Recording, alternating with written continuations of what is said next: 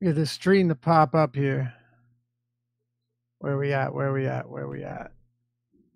All right, here we go. It is the Deeper Dive presented by none other than Awesemo.com. Dave Lochran, Adam Shaw. 9 games on a Monday, coming back from the weekend. Thanksgiving in a few days, Adam. It's going to be a busy week, I can tell you that much. I think we have 14 and 15 game slates on Wednesday and Friday. Yeah, it sounds like a really fun week for you writing the deep dive article. Yeah, meanwhile, you get Thursday off. Yeah, yeah, it's a great time. I'm trying to see what day Christmas is on. I'm really hoping that you have to write Christmas and not me. It is beautiful. Tuesday. Suck it. Yeah.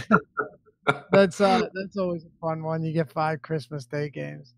Welcome, everybody. Glad to have you with us. We'll wait till people get in here. Obviously, it's starting a little bit early here.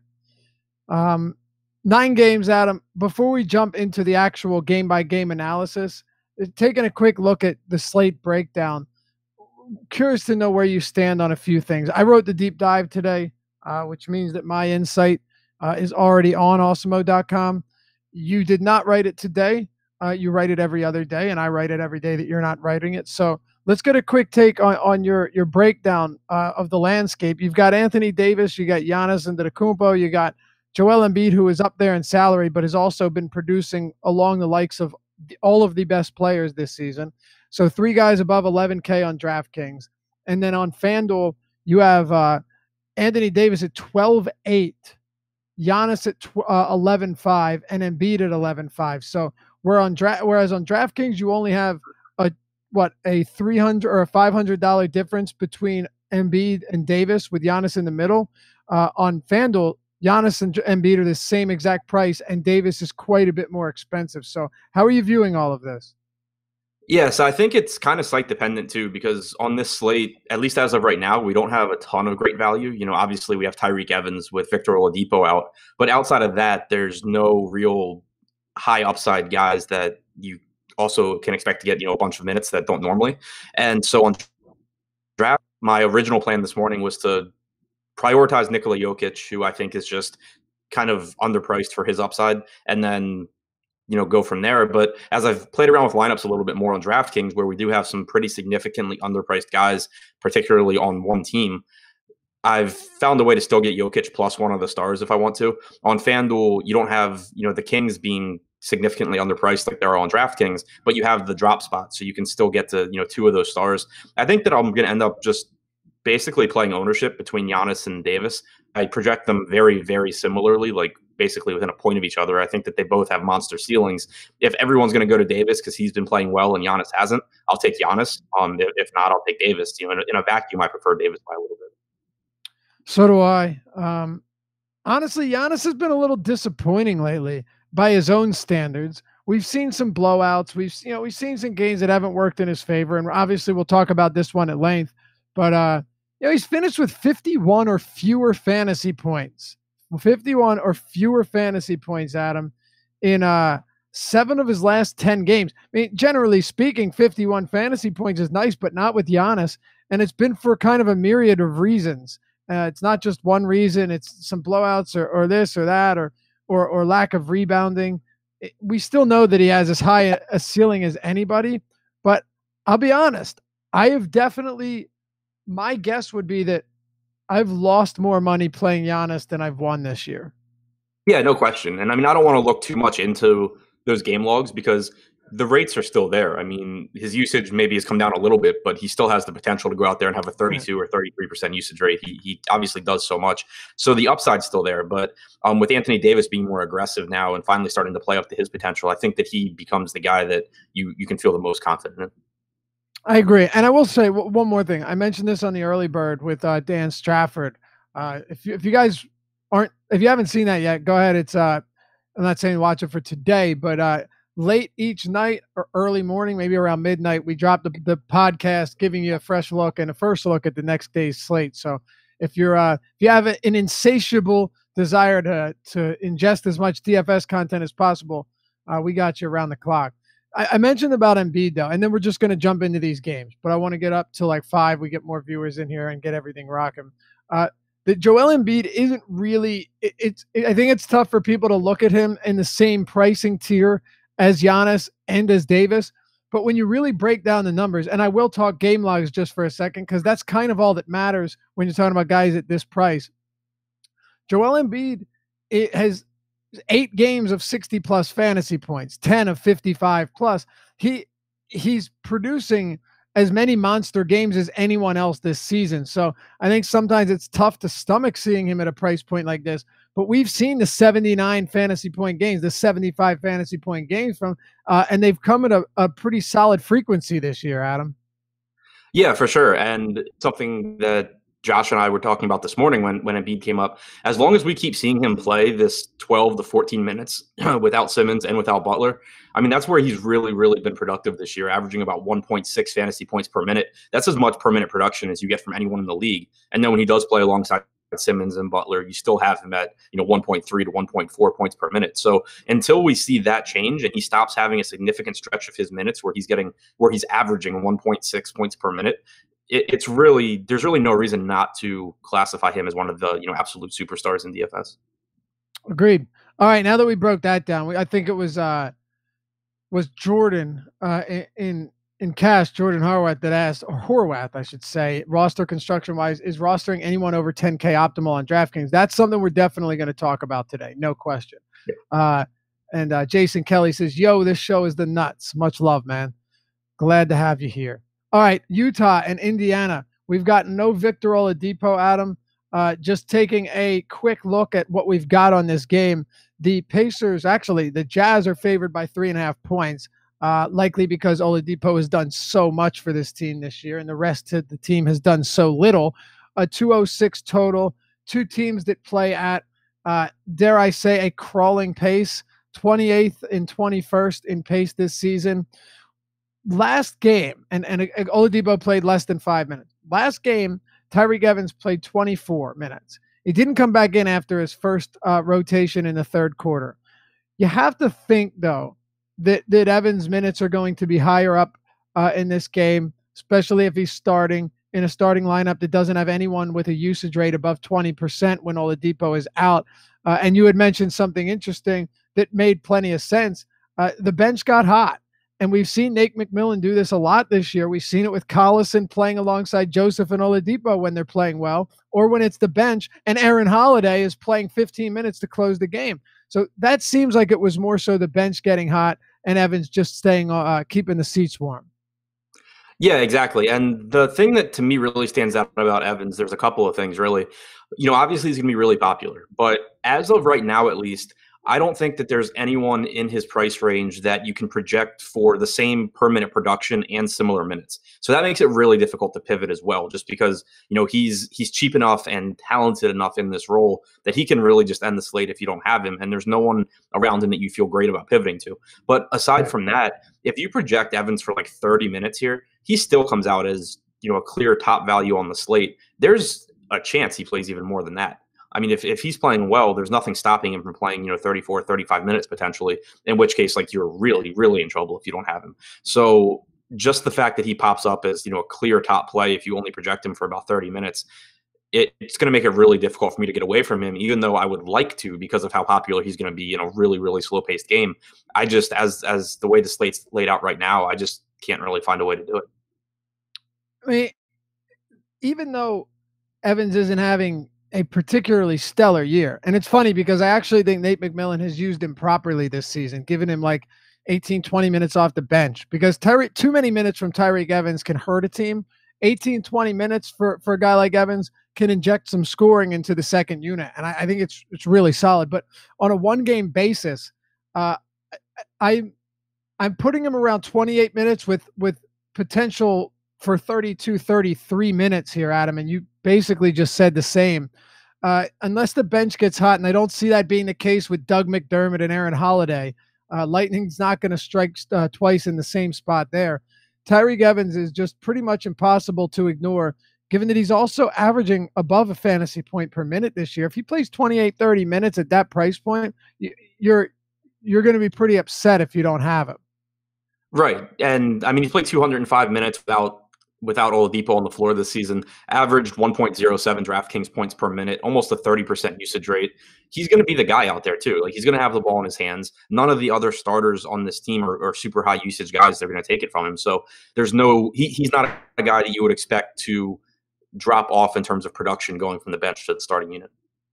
Yeah, I agree. Outside of that, though, it's because we should at least mention the matchup's not great. Like, it's still Utah, but for me that's more applicable with the rest of this team, right? With the rest of the Indiana team, Oladipo being out is definitely going to funnel shots everywhere else. Like, Evans is not going to soak up all of Depot's production, all of his volume, but really, where else do you feel great about going here on this Pacers team?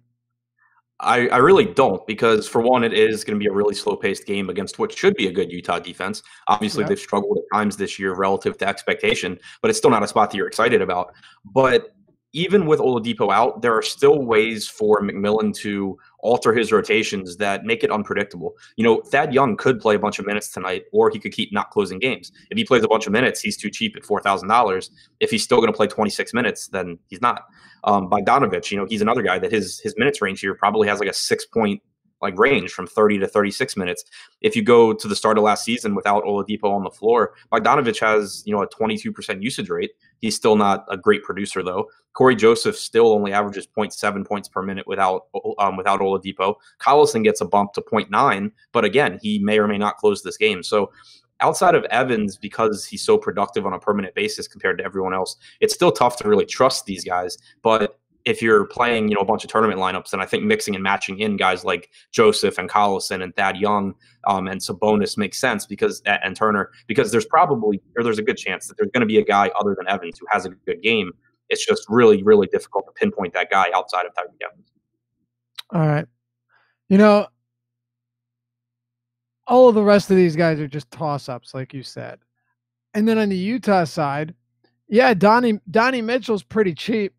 He's getting up a lot of shots each night. But there are still guys at shooting guard that I prefer over Mitchell. I guess you could look at Gobert. His price has come down to $7,000.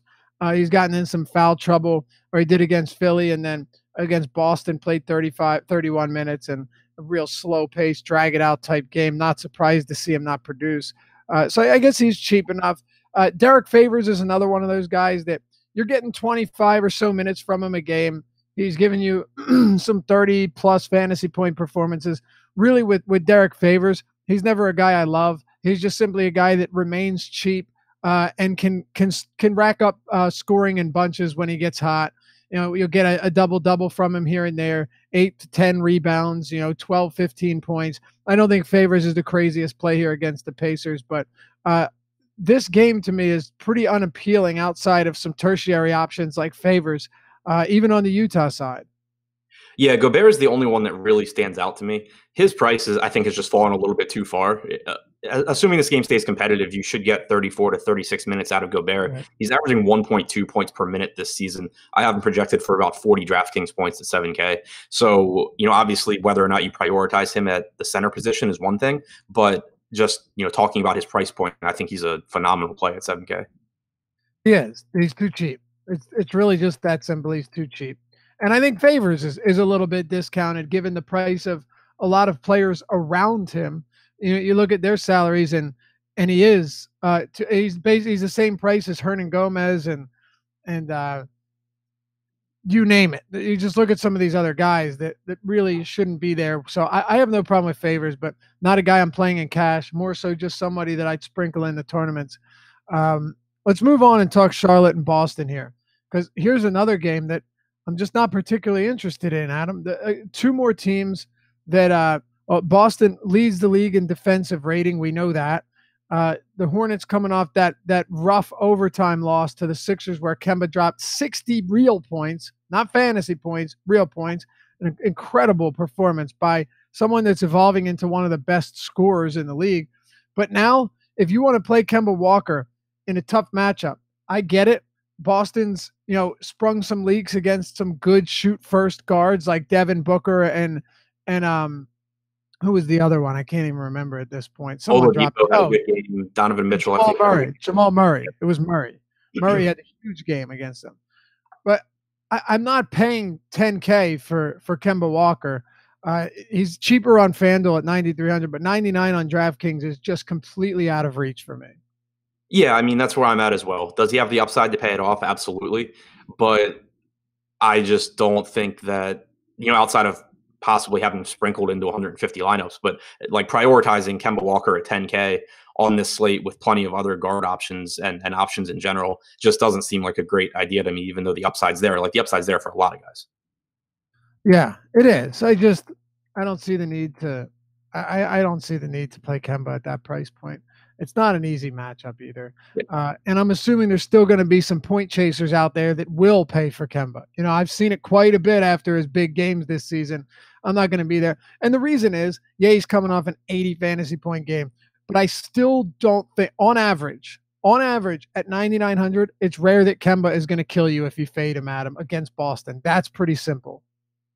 Yeah, exactly. And I mean, I haven't projected to do well here. I haven't projected for like 48 fantasy points. It's just that the price tag gotten so high that I can get closer the same production for less. Yep. What else in this game? Because Batum is cheap. Projections are going to like him, but I just don't. I just have zero interest in this guy right now. Yeah, so do I. I'm interested in Jeremy Lamb, especially on DraftKings. He's only 5,100 there. Played about 34 minutes of regulation last game, and I think that we should see that continue as long as he's, playing reasonably well. We're seeing him get a bunch of minutes. Gilchrist being out has helped because you can slide him down, play some time at the 3 in addition to his time at shooting guard. So I think that 5,100 is a little cheap for him. And then if you are looking for a value forward that probably doesn't come with much ownership, Marvin Williams only played 26 minutes in their last game, but he did foul out. If you give him those minutes that he lost when he fouled out in the fourth quarter, you'd be looking at about 32 minutes from Marvin Williams. Obviously not a great matchup, not a consistent player, but at a really cheap price tag and no ownership, he's the kind of guy that, if he is efficient on his shooting and runs into a couple extra rebounds, can get you a pretty sneaky good game at low ownership. Yeah, I'm cool with that. Just going back to Batum for a second, I get that he's below 5K, but, really at this point, upside for Batum is like 30, 35 fantasy points.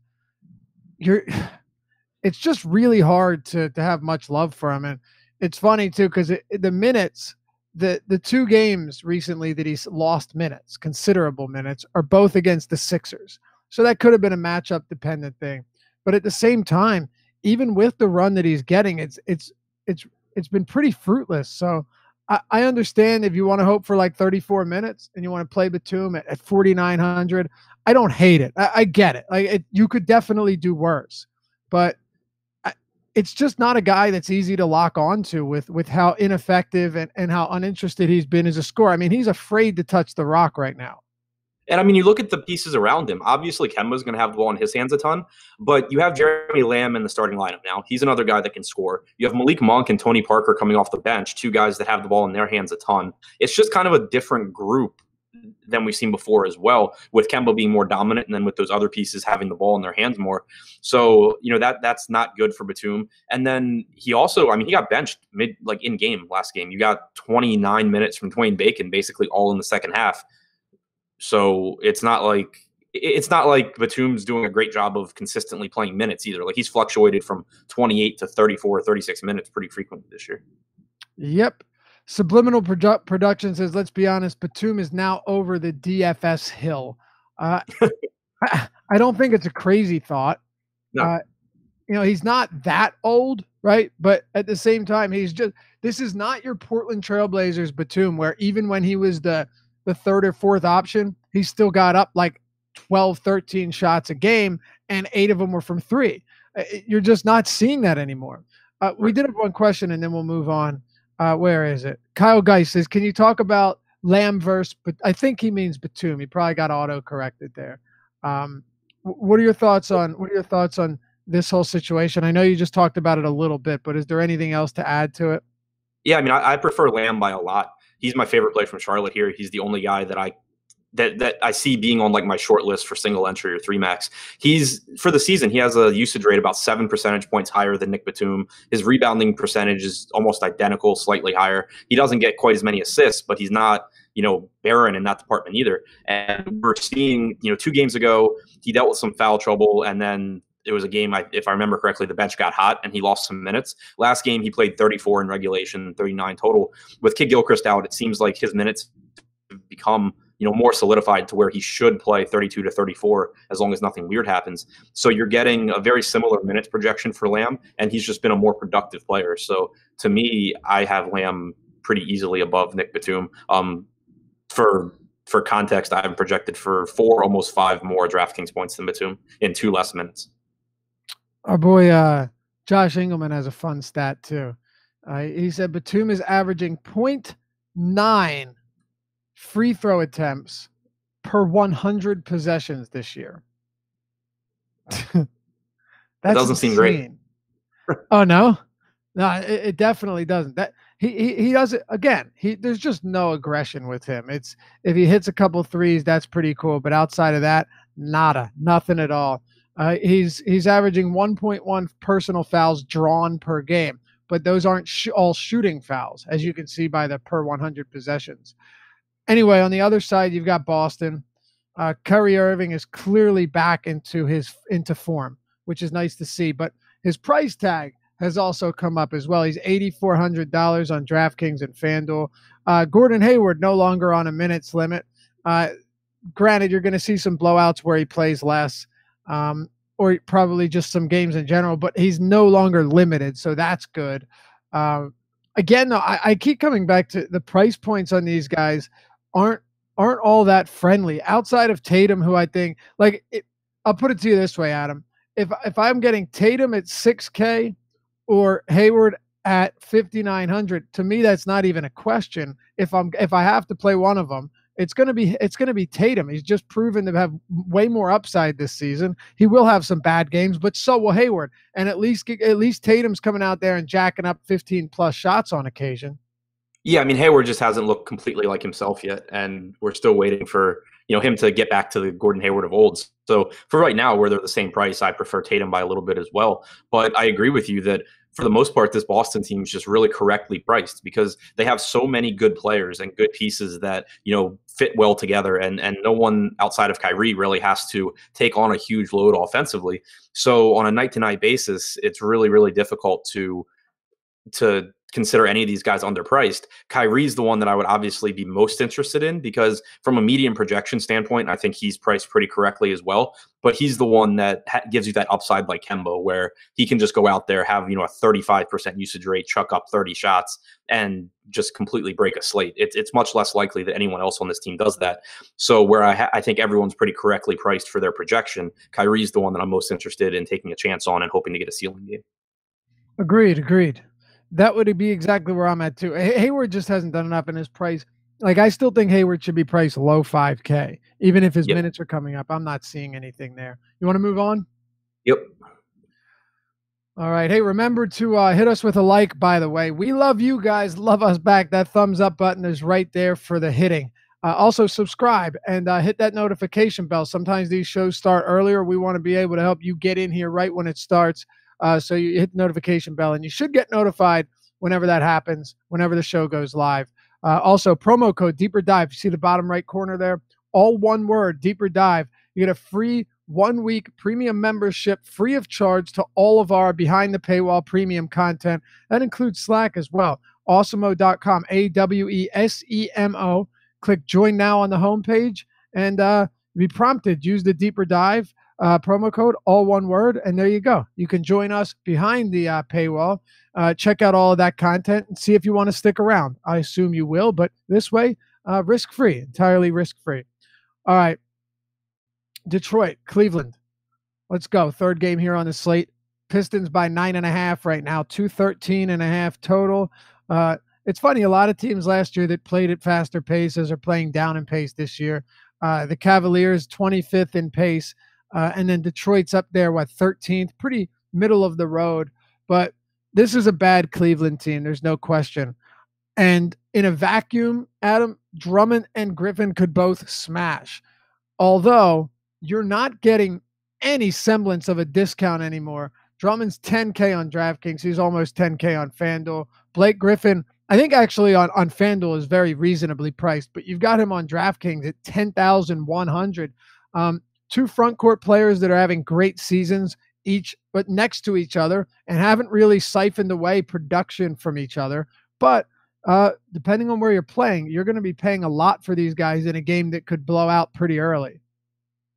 Yeah, exactly. I agree with everything you said there. I mean, it's a really high upside for Drummond and for Blake, but when you compare them to other guys, you have Drummond at a center position where you have a bunch of underpriced guys. He's 30% more expensive on DraftKings than like Rudy Gobert is. He's more expensive than Nikola Jokic. On FanDuel, it's a little bit different because you have Blake at 9,400, like you said. I think he stands out as a great FanDuel play. And Drummond, be a perfectly fine play. It's just that you can only roster one center there, so it gets kind of difficult. So out of the two of them, Blake on FanDuel is the one where I would have the most interest. Outside of that, it's just kind of like getting them in as contrarian high upside plays on DraftKings, because I don't think that either one is a priority in terms of optimal roster construction. I'm with you. Keep in mind though that this is a different Andre Drummond than we've seen in the past. So it's not that I'm entirely opposed to his salary. And this is why I say this, because normally speaking, last year, season before that, you're really relying, on a lot of putbacks, rebounds from Drummond, and that's still the case. However, we're now talking about a guy who has a 25.5% usage rate, right? A 25.5% total rebounding rate, which is just silly. I mean, that shouldn't happen, but it does because he's Andre Drummond. And then he's also blocking 1.5 shots per game. He's also averaging more than a steal per game. Drummond's doing a lot. And the most amazing thing when it comes to Andre Drummond, just based on the type of player he is and the type of player that most expected him to be, which was not really an aggressive offensive player, at the center position this year, Andre Drummond in the scoring department ranks, where is it? Andre Drummond ranks 6. Actually, I won't even include Kevin Love. He's played 4 games. So other than Embiid, Davis, Vooch, and Towns, Drummond's 5th in scoring at center. He's attempting 16 field goal attempts per game. So the aggressiveness is definitely helping his floor and his ceiling this year. There's no question, Adam. Yeah, for sure. He's been, absolutely phenomenal. No question about it. What do you have for Detroit outside of this front court? Not a ton. Like it's a good spot for the backcourt. Obviously, if Reggie Jackson plays 30 to 32 minutes, he should do fine. But there are just guys that I like a little bit more than Jackson. And beyond that, it's been really difficult with Detroit to guess, what they're going to do with their rotation as far as the wings go. We've seen Dwayne Casey basically say publicly that he just has more guys than he really knows what to do with. So we've seen Langston Galloway close a couple of games in a row. He closed over Ish Smith last game. Galloway himself doesn't bring a ton of upside to the table, though. It's more of an annoyance from a DFS perspective, because normally we would talk about Ish Smith being cheap and being a viable option, and he still is, but you just feel less confident in him now that we just saw Langston Galloway close a game over him. His minutes now, I think, become more volatile. It's pretty tough to roster these guys comfortably. Yeah, and even if we don't really know what's going on with the rotation, none of them are guys that you say, man, I got to figure this out right now because I don't want to miss out on a Reggie Bullock game. Yeah, exactly. He's had some decent games, but I can assure you every time you play Reggie Bullock, he's probably going to have one of those, 1 for 8 shooting games with nothing else. He's one of those guys that I don't even bother trying to predict anymore because there's nothing to predict. He's consistently inconsistent. Cleveland, talk to me about this. You want to talk about some rotations that we got to break down. Cedi Osman played 24 minutes in his return, but that game was a massive blowout, so I don't really know if we have a complete grasp on what's happening there. Larry Nance was still in the starting lineup. He played 26.5 minutes. What do you make of this? And then we'll talk about the backcourt if necessary. I think a lot here comes down to the starting lineup because, and it'll answer a lot of questions for us when we get it, because before the injuries to everyone, Larry Nance was the backup center. He was not playing the 4 at all, and that capped how many minutes we could project him for, since he was basically just playing whatever minutes Tristan Thompson didn't play. When Sam Dekker got hurt and then Chetty got hurt, we had Nance move to the 4, and that's why he started playing a ton of minutes. When Chetty came back against Washington, we still had Nance start at the 4 ahead of Chetty. So we knew with that lineup that we were still going to get Larry Nance minutes at power forward, and we could project him accordingly and, project him to play into the 30s if the game stayed competitive. Now we also have Kyle Korver back. So there's a chance here, I think, a pretty good chance, that you get Chetty back in the starting lineup, in which case I would lose all interest in Nance, because I wouldn't be confident that he does anything other than play backup center, because you could play Chetty at the 4. We know that they're keeping David Nwaba in the rotation. They have Kyle Korver back. So that's a lot of bodies now that they could play over Nance if that's what they want to do. If we get a lineup where Nance is still starting at power forward, then obviously they intend on playing him there, and he becomes, again, a pretty, still risky because of all the bodies, but a decent tournament option. If Chetty starts, I think you're getting 30 plus from Chetty here, and he's cheap enough to be a tournament play. So I think as far as the front court goes, a lot really does come down to what their starting lineup looks like. I think I'm going to avoid this today. I think you have two different directions you can take. I think I'm siding on I'm leaning on the side of just ignoring it. I'm not saying one or the other is the right or wrong decision, but I'm definitely leaning more towards just not playing anyone from at forward or power forward or center from the Cavs, and assuming it's not going to kill me. What about the backcourt? You got Clarkson and Sexton both getting big minutes. Sexton again in a wash, a total blowout, played 34 minutes. The dude's minutes. If there's one positive thing we can say about Colin Sexton, Adam, it's that his minutes are locked in right now, pretty much regardless of score. Yeah, I really like Colin Sexton, especially at 5,100 on DraftKings. I think that he really stands out. I mean, there's a possibility that with these bodies coming back, you start to see Jordan Clarkson maybe cut into his minutes a little bit, but that's not what I'm expecting to happen. I expect that you'll just keep seeing Clarkson play like 26 to 28 minutes at, as a 2 guard, and that basically your point guard minutes are between Colin Sexton and Andrew Harrison until George Hill comes back. And Harrison obviously is not a guy that we expect to take any more minutes than absolutely necessary from Sexton. So you're talking about, again, probably getting 34 to 36 minutes against this Detroit backcourt that is not impressive defensively. I think that Sexton is going to be inconsistent. I mean, there's going to be growing pains with this guy, adjusting to the NBA level, but where he's still really cheap and locked into these minutes, I have a lot of interest in him. All right. Sounds good. Yeah, I think you have a little more interest in Cleveland than I do. It's a spot that I'm probably getting away from more than I'm gravitating towards it. Anything else from this game? No, Sexton's the only Cleveland guy I like. Fair enough. Yeah. And the minutes are locked in. I've been saying this about him for a while. It's not that he's particularly good, but if you're taking 16, 18 shots a game and you're going to lead the team in touches like he's been doing nightly, it'd be nice to see a few more assists. But yeah, I don't disagree that if you're going somewhere here, Sexton at this price with 33 plus minutes per game is not a bad play at all. Totally agree. Phoenix, Philadelphia. Joel Embiid's dealing with that hand injury, but he doesn't really care. He even said he'll shoot with his left hand if he has to, which we really hope that doesn't happen. But Philly opened as 12-point favorites. This game, depending on where you're looking, down to 11.5, 11 points. So even if you're seeing that Embiid is questionable, I can assure you that he is worth more than half a point, more than 1 point. Everything right now indicates that Embiid's going to be perfectly fine. And I think that was more of just a formality. But what is kind of interesting here is that guys like Jonah Bolden, who was probably going to be seeing a little bit of minutes because Saric and Covington are gone, he's out for 10 to 15 days. And then Muscala, who had been playing a whole lot of minutes against Brett Brown's better judgment, he didn't really have much of a choice, is very likely to lose minutes today because Wilson Chandler has seen his minutes restriction raised from 22 to 27. And I don't care about his age. I don't care about that hideously scary tattoo staring at my face on his neck. Wilson Chandler is still a better option for the Sixers than Mike Muscala is.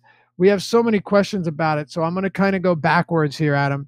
What are your thoughts on backwards in terms of talking about the expensive guys last? What are your thoughts on Wilson Chandler, who's likely going to play 25, 27 minutes against a bad Phoenix team? But I will preface this with, if this game does blow out, Chandler's going to be one of the first guys off the court. There's no reason to rush him back in a game that's a blowout. Yeah, so I think he's kind of your like prototypical FanDuel play with the ability to drop a guy and with the heavier the heavier weight on defensive stats, because he's not really they don't need him on the offensive end. I mean, they have plenty of offense. They don't need Wilson Chandler. That's not why he's out there. You're hoping a couple threes is all he's asked to do. Right, exactly. But he contributes in, picking up defensive stats, knocking down a couple of threes, just, grabbing some rebounds, probably not a ton, but, a few rebounds. And just in his good games, normally he just kind of lumps a bunch of stuff together and it turns out to be, a good amount of fantasy points. So I like him on FanDuel where you can just drop his bad games and then obviously keep his good ones. On DraftKings, he's really cheap, which is nice, but you just really question the upside for a guy who projects for like 0.7, 0.75 fantasy points per minute and is capped to less than 30 minutes. It's kind of just feels like wasting a roster spot.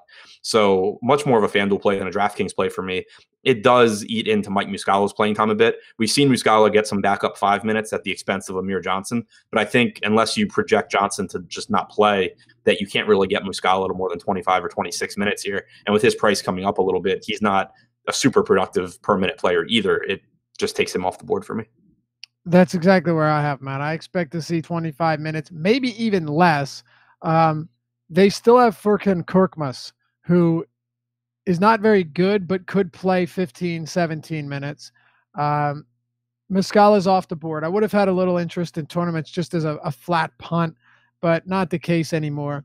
Plus, he's been shooting his way off the court anyway. Joel Embiid, though, Adam, we talked about him at the top of the show. For anyone that wasn't tuned in at the time, we're essentially just saying that he is priced up here among the highest priced players because his production has been among the highest priced players all season long. And if you look just at where he sits right now, statistically speaking, Joel Embiid, excuse me, in the league, Joel Embiid is fifth in scoring. He is, so he's fifth in points, first in free throw attempts, fourth in rebounding, fifth in blocks, and first in double doubles. All of that is real nice for DraftKings, particularly the double doubles. And the oft-labeled injury-prone big man is also playing the fourth most minutes in basketball, Adam. So that has not been a concern. Limiting Embiid's minutes has not been a concern. He's playing 40 minutes in overtime games and 35 minutes almost per night in close regulation games. Yeah, I don't think there's anything wrong with his price tag here. The only thing that I dislike is that he's a center and there's opportunity cost at the position. If he were a forward, I would be looking to jam him in as much as possible.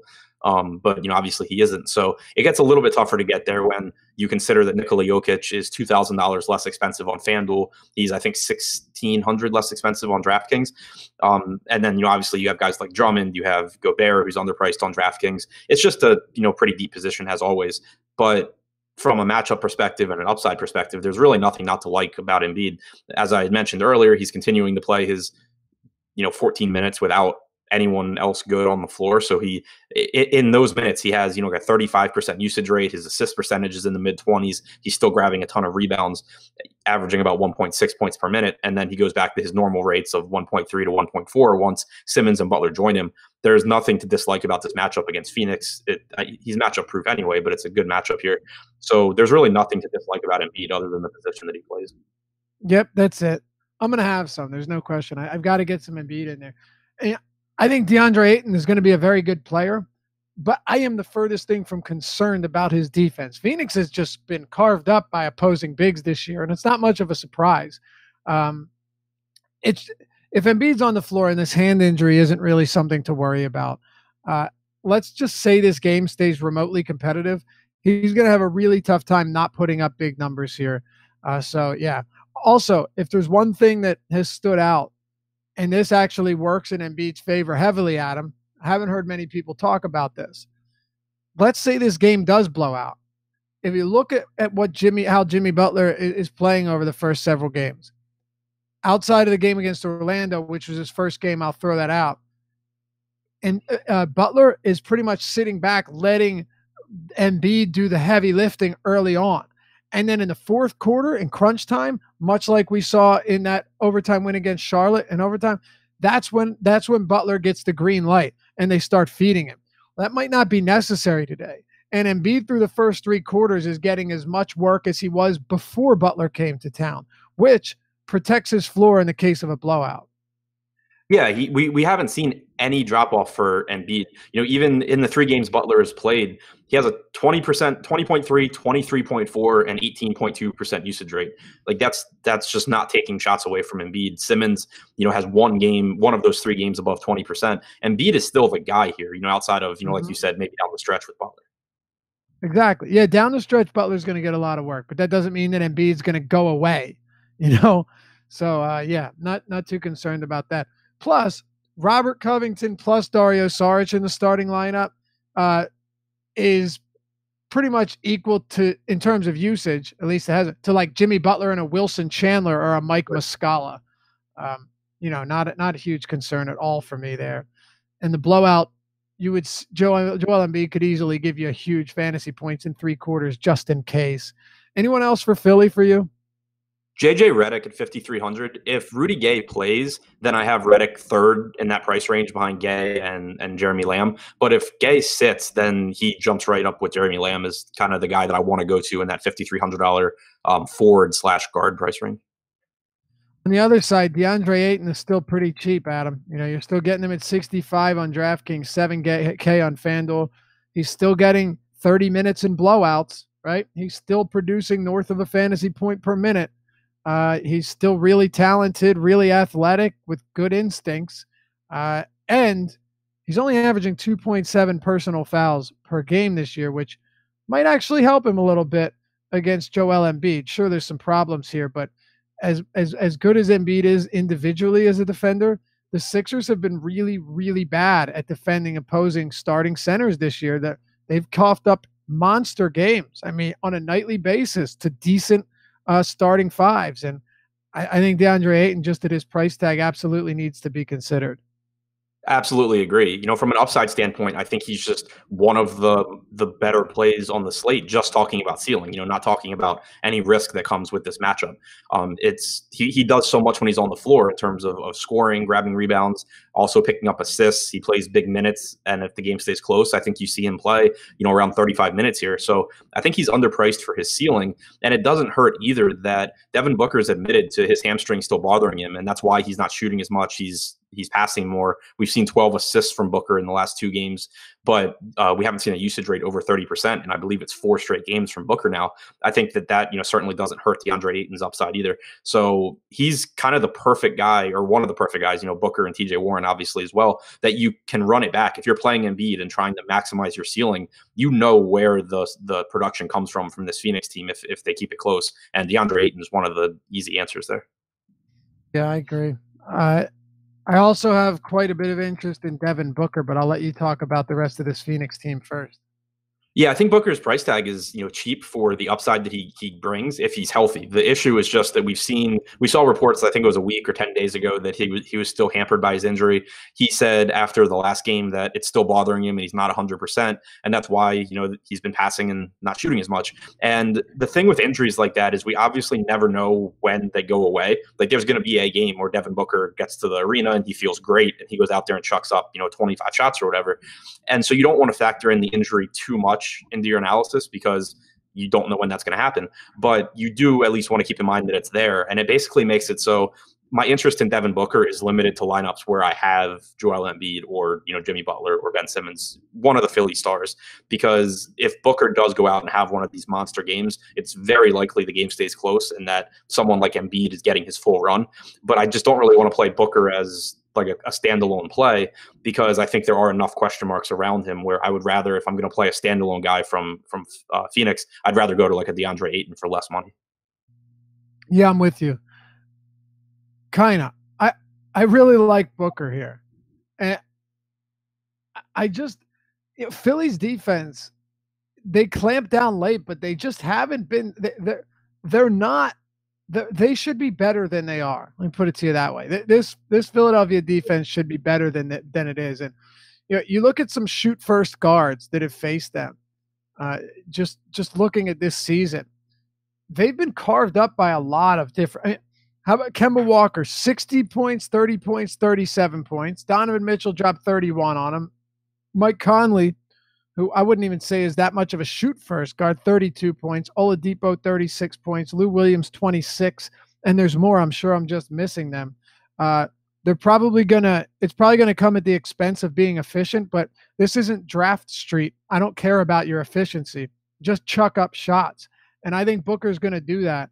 At 7-7 on FanDuel, even 7-7 on DraftKings, I just see a lot of room for upside there. I see a lot of room for a ceiling game for a guy that, is going to be priced over 8K a lot of times this season, and we're getting him at a discount. So, yeah, Booker's a guy that I like quite a bit this game.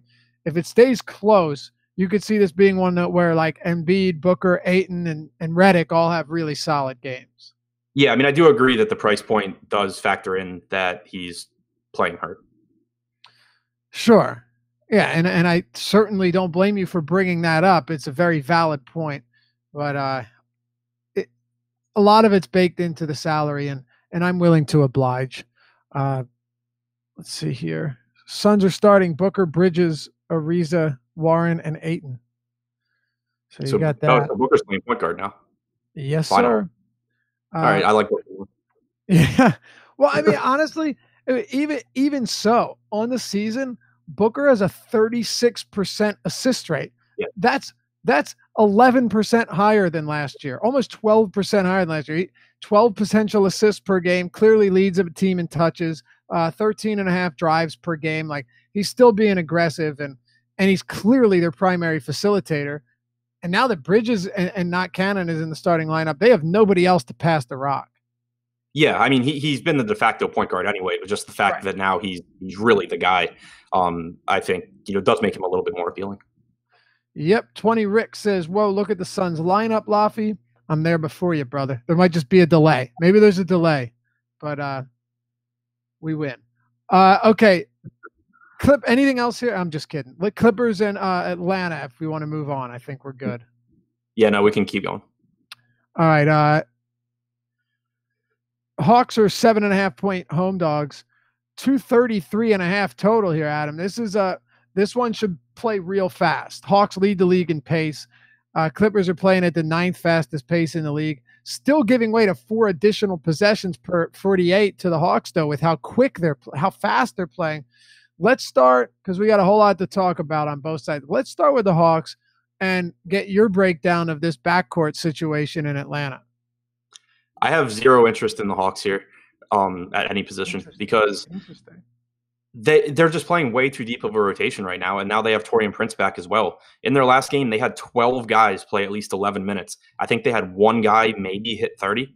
It's just there are so many bodies here. They're playing all of them. You have Prince, just talking about the wings. You have Prince, Herter, Bembry, Dorsey at times gets minutes. Vince Carter, gets minutes at multiple positions. Now you have Justin Anderson back as well that can play, 12 to 15 minutes here. It's just so there's just so many guys in this rotation. Trae Young probably, when he plays well, plays like 30 to 32 minutes, but there's plenty of games where we see 24 because Jeremy Lin plays 24 as well. It's just a team that on a 9-game slate, I have absolutely zero interest in guessing which one of these guys gets 28 minutes instead of 12 or 18. I think it's a pretty reasonable analysis. I differ from you on one area. If you're playing a lot of lineups, if you're playing a bunch of lineups, I think having a little bit of exposure to Jeremy Lin is not a crazy idea. Reason I say it is he's played 22 or more minutes in 6 of his last 10. He's averaging 29 fantasy points in those games where he's playing 22 minutes. He has 1.17 fantasy points per minute on the season, 26% usage, 32% assist rate. And he's always been a guy that can give you high per minute and efficient production if he's on the court. So as you mentioned, we have no idea what Lloyd Pierce is going to do. He's running deep into the bench. But if Trae Young is struggling early on, if Lloyd Pierce looks to split these minutes 24-24 for whatever reason, Lin would be my guy. And he's had enough of these games where at a very, very discounted price point, $4,200 on DraftKings in tournaments, if I get that at 48 on FanDuel, if I get that 22 to 25 minutes from him, it's we've seen consistent 27, 28, 30, 32 fantasy point production. So Lynn is the one guy that I'll have a little bit of exposure to in tournaments based solely on the upside that he gives us at a real close to minimum salary cost. Yeah, I think that's a valid point if you're playing a lot of lineups. And just the one thing to keep in mind, and not saying you because you specifically mentioned it, but is that it is at the expense of Trae Young. Like, you can't just look at Jeremy. He's going to keep playing these minutes. He's still essentially playing no minutes alongside Young. So you have to keep in mind, right? So you just have to keep in mind the risk of taking the backup to the guy that was the first round pick on a team that has nothing to play for this year anyway and has no incentive to do anything but let Trae Young play. Yep. That is the biggest thing. That's also why I'd rather play Lynn than Trae Young, because even though Trae Young's salary has come down, if Lynn only plays 18 minutes, here's the thing. If Lynn only plays 18 minutes, 17 minutes, there's still a chance that he's not going to kill you, right? Like, Lynn could play 18, 17 minutes and still give you 23, 25 fantasy points. Does not kill you at 4,200. If Trae Young plays 23, 24 minutes at 6,300, it's very likely to kill you, which is why Lynn would just be my de facto guy. And, if you're maxing lineups, he would be the guy that I'd sprinkle in a bit, because I think there's a whole lot inherent risk. There also should be less time where Lynn is just getting mauled by Patrick Beverley, unlike Trae Young. Yeah, it's a very good point. I mentioned that to someone in chat today, and because I think they were trying to justify playing Young over Fox because Fox is going to be popular and Young is too expensive. But you have to keep in mind that Fox is going to be popular because he's going to be facing Dennis Schroeder, presumably, and not Patrick Beverley. He doesn't run the risk of losing minutes to anyone behind him. And if it is, he's playing 32 and not 37 minutes. There's not really much of a comparison outside of their salaries, Adam. Right. Yeah. It's like ownership. Sure. It's going to be 40 to 1, 30 to 1 or something. Of course. Like, yeah. So fine. It's feasible, I guess, but it's not something that it's not the spot where I would be looking at this slate going, oh man, I can get an edge here by playing Trae Young over De'Aaron Fox. Right. On paper, Fox is just a much better play. That's what I'm saying. What about the Clippers? You got anything interesting here? Tobias Harris has been very consistent this year. Danilo Gallinari kind of does what he does, but I want to talk about Montrezl Harrell. Go ahead. No, I want you to talk. Let's talk about him, and you can start the conversation. Trying to throw to you here, man. Come on. Yeah. So, as far as Harrell, I think he plays around 28 minutes again. I think that we see the similar rotation where Gortat starts the game, closes out the second quarter, starts the third quarter, and then never comes back. And you get around 28 minutes from Harrell. He's been incredibly productive. This is a game where he should do really well in a fast-paced game against a suspect Hawks front court. There's nothing not to like except for his price tag. At 6,600 on DraftKings, and I think it's 76 or 7,800 on FanDuel, it's really pushing how much upside someone who plays 30 minutes tops really has. He can average 1.5 fantasy points per minute in 30 minutes, and you're talking about 45 points, which is really good for his price, but isn't slate breaking or anything like it used to be when he was 4,300 or 5K. Right. So I think the risk here is just a little bit too high for me. Like, he's priced to a point now where I would rather get the 32 minutes with potential for 36 from Gallinari, or the 36 with potential for 38 from Harris, than the pretty hard cap on 30 for Montrezl Harrell. Interesting. I still like Harrell. I still do. I still like the per minute production. I still think he benefits a lot from a pace up game, and Clippers are already playing at a fast pace. I think there's still a lot of ways that Harrell gets to 30, 32 minutes in this game. And I like that Doc Rivers has kind of done away with the whole, you get more minutes against small ball teams and better matchups. We're seeing the consistent 25, 27, even in the not the best spots. So I like Harrell a bit more than you do, but I definitely disagree that 6'6" makes life a little bit tougher. 7'8" is completely prohibitive on FanDuel. What about Gilgeous-Alexander?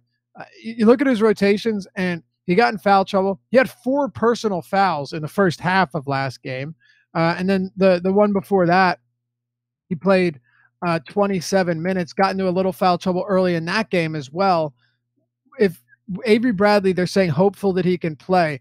I did want to point out, though, that his Gilgeous-Alexander's last 2 games, that was big-time foul trouble, particularly in the second one. Yeah, I like the spot for him, and I like the spot for Beverly. Obviously, a lot will depend on Avery Bradley. We expect Beverly and Gilgeous-Alexander to remain in the starting lineup when Beverly comes back, but maybe play, 30 minutes or 28 minutes instead of 34 apiece when they're not in foul trouble. So Bradley obviously does make a difference. But if he's out, I think that it's a very nice spot for Gilgeous-Alexander and for Pat Beverly.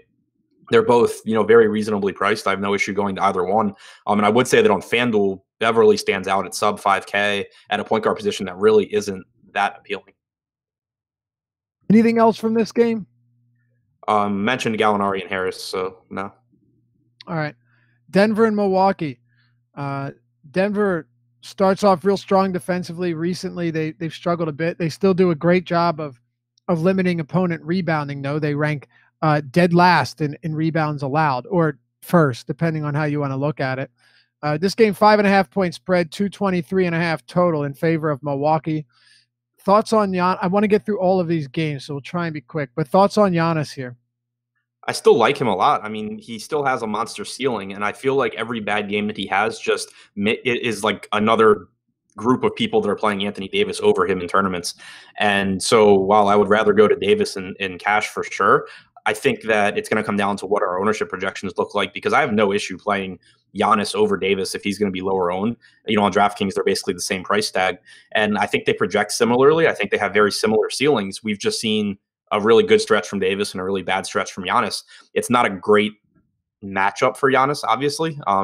Denver doesn't play that fast. They've been at least competent defensively. But one spot we have seen them struggle just from watching games, since we can't get the information on NBA.com anymore, is they have really struggled in transition. And that can be a real problem when you're trying to slow down Giannis. He can just get down the floor so quickly and do so much in transition that I think that that aspect of this matchup is really appealing for him. If he comes in significantly lower owned than Davis, then in tournaments, I would rather have him than Davis. Yeah, and second chance points in the paint, fast break points. Denver defensively ranks middle of the road at best in all of them. And this is a spot where Giannis is good in all 3 of those categories. Still a spot he can exploit. There's no question. And if this game stays close, he's playing 38 minutes. I'm with you. I don't think he's a priority, Adam, but I still have quite a bit of interest. Aside from that, though, maybe I'll sprinkle a little bit of Devin Harrison. Obviously, Nikola Jokic against Brook Lopez. This is not a formidable matchup at all. Those are the 2 guys here, primarily Jokic, of course. I don't think I'm really targeting this game outside of those 3 guys. Yeah, I love Jokic here. I'm really going back and forth. I think it's going to be one of the harder decisions on the night for me, is what to do with Jokic, because like on DraftKings, he's 9,500, which I think is too cheap. But it means sacrificing at least one of those really cheap centers that we've talked about that's underpriced for their upside. Yeah. I haven't really decided how I feel about that in terms of roster construction, but in a vacuum, he is my favorite center. I just think that we've seen him be more aggressive since that one field goal attempt game where he was, called out after the game and basically told to shoot more. We're seeing him still, do a really good job passing. It's not a difficult matchup at all. It's actually a pace up game for Denver as well, which I love for guys like Jokic who can actually handle the ball and use those possessions to pick up extra assists in addition to points and rebounds. So yeah, I love Jokic. I think Harris is, a little bit too cheap.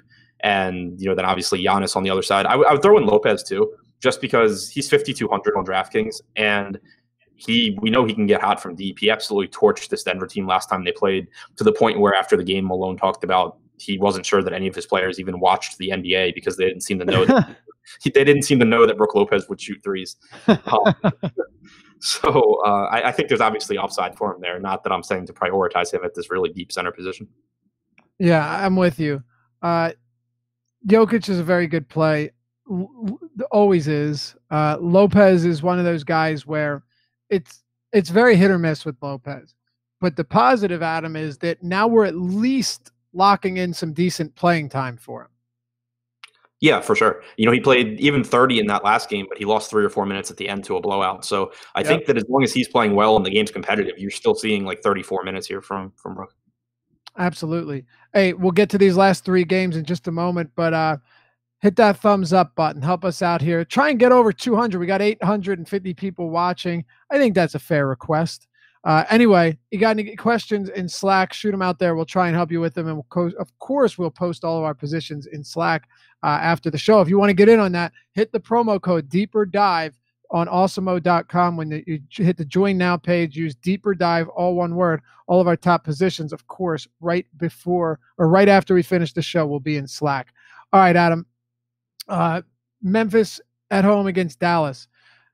Kind of interesting number here. You know, Dallas this season is third in offensive efficiency at home and 27th on the road. I don't know if it's these young guys getting juiced up from the home crowd or it's just noise, but those are massive, massive splits. I usually don't, focus too heavily on that, but, teams as a whole can play better or worse depending on the venue. Memphis by 3 points, only 3-point favorites here, a 200 total. We almost got one under 200 in 2018. Would you look at that?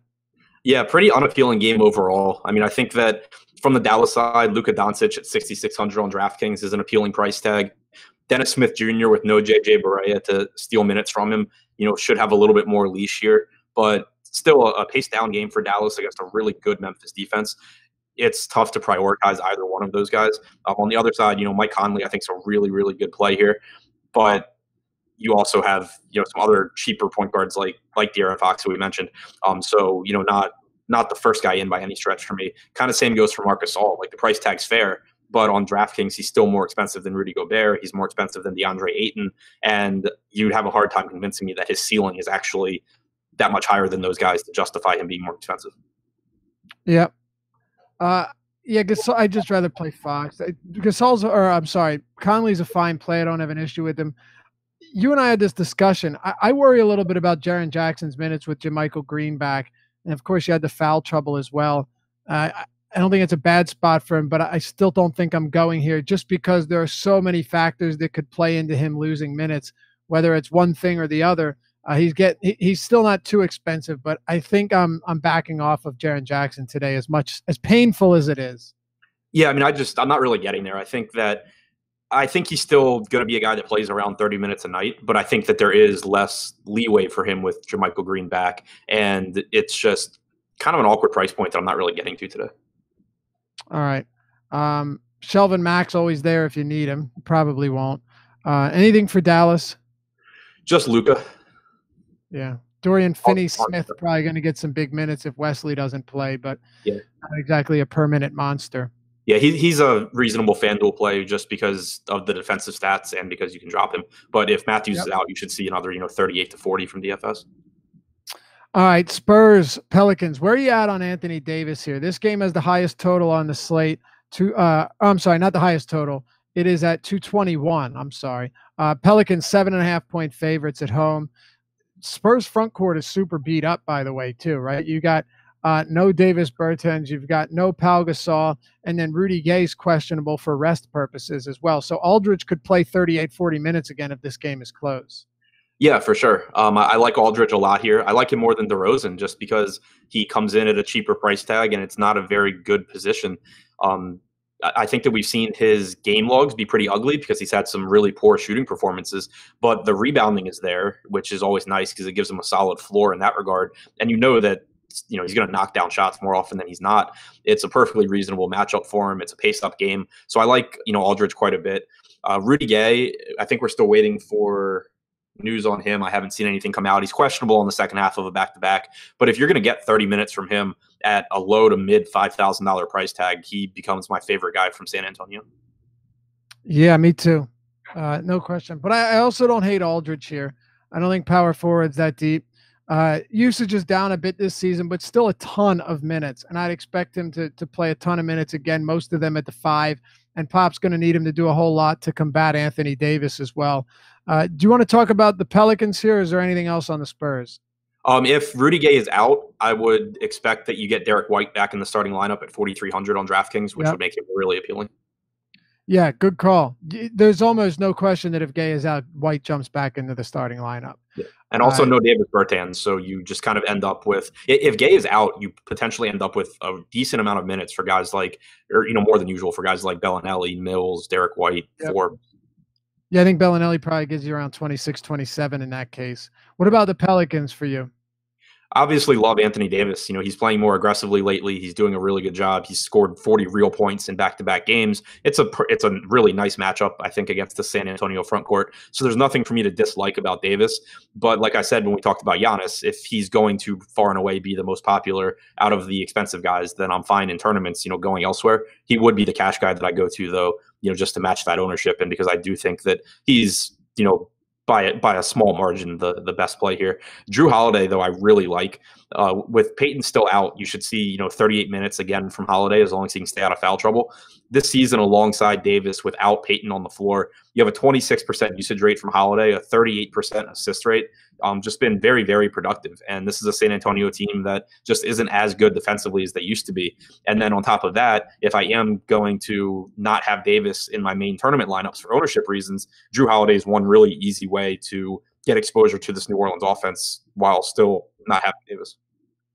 All right. Adam Burst says Aldridge's going to get 32, 34 minutes instead of 40 after playing 40 last night. Definitely a fair point and a good possibility, but Pop has not been as conservative with his minutes as I would have thought this season. He's been very liberal with them, actually, kind of just doling them out at will. So I'd still put him around 35, 36, and I expect him to take a lot of shots, but he's a secondary option for me. All right, last one here. We don't have a lot of time. I apologize for us running a little bit late here, but you got Live Before Lock with Josh and Eddie. Clean up anything we've missed. Anyway, De'Aaron Fox, I don't even want to talk about this. He's $6,100 on DraftKings. It's way too cheap. And so is Bogdan Bogdanović, another guy that's probably going to play 25-plus minutes today if this game stays close, and it's expected to. Those are two staples of my lineups today, Adam. What do you got? Yeah, the entire Sacramento team on DraftKings in particular is too cheap. I keep ending up with like 3 of these guys in lineups, building around Fox for sure. But even though it's a bad matchup, 34 to 36 minutes of Willie Cauley-Stein at 5,800 is too cheap. Buddy Hield at 5,600 is too cheap. Marvin Bagley, I really like as a value play here. We've seen him get the majority of the backup center minutes 2 games in a row now. Granted, like last game, he played 28 minutes. Bjelica played like awful. Cauley-Stein was bad as well, and Bagley subbed in early for him. But it's not that difficult to project 26 to 28 minutes from Bjelica, 34 to 36 from Cauley-Stein, and still get to about 26 minutes for Bagley, assuming that Harry Giles is out of the rotation, as it appears that he is. So I like Bagley quite a bit as a value option here. Really just love this Sacramento team on DraftKings in particular. So do I. And with OKC right now, I really don't have much. I wish I did to kind of run it back, but I still don't know what the deal completely is with Westbrook. I don't really have much here, especially with Schroeder's price rising and Paul's price rising, even though Paul's been as good as he has been. Yeah, I'm considering just going with Westbrook and hoping that he plays, because I saw someone mention it in Slack, and I agree with it entirely. At this point, it sounds like he was missing games because of the birth of his twins. If he's upgraded to questionable from out, that would imply that he's like going to be present. And I can't imagine that if he's too hurt to play, he wouldn't just stay at home with the newborns or the hospital, wherever they are. That's a risky proposition. Why? I mean, you think he's going to Sacramento like to not play? I mean, I think he's been questionable before and didn't play. That was like earlier at some point last week. Well, yeah, but he hadn't just like his wife had, or girlfriend or whoever hadn't just had kids. Right. Well, what I'm saying is it's the only 10 o'clock game. So if he's questionable, you're basically like 100% banking on it, and you don't have anyone to swap up. I'm not saying not to do it. I'm saying it's risky. Yeah. No, I agree with you. I just think that at 10,200 on DraftKings, like that's probably worth it if nobody's going to play him. Yeah. If he's going to play, he's a damn lock. But yeah, look, I hear you. It's just, it definitely is risky. But anyway, that'll do it for us. We're going to put all of our top positions in Slack, of course, so you can join us there. Stick around for Josh and Eddie, Live Before Lock, taking you up till 7 p.m. Have a good Monday. Good luck tonight. We'll catch you back here tomorrow on the Deeper Dive.